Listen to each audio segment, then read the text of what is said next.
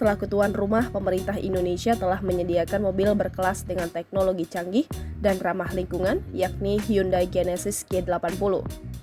Mobil produksi Korea Selatan ini disediakan pemerintah Indonesia sebagai kendaraan resmi para kepala negara yang menjadi tamu di KTT G20 di Bali.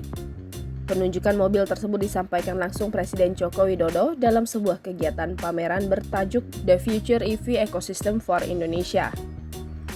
Di pameran tersebut, Hyundai memamerkan Genesis Electrified G80 dan sejumlah inovasi untuk ekosistem kendaraan listrik global seperti Ioniq 5 dan eGMP. Jai Chang, Global Head of the Genesis brand mengatakan, penunjukan ini merupakan sebuah kehormatan bagi Hyundai.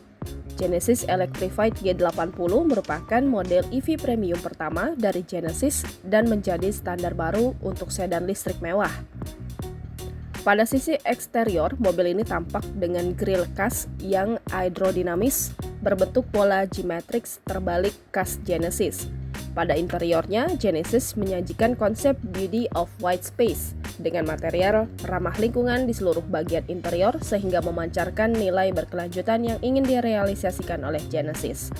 Mengenai harga Hyundai Genesis G80 berkisar 750 hingga 990 juta rupiah. Jangan lupa subscribe, share, komen, dan like ya!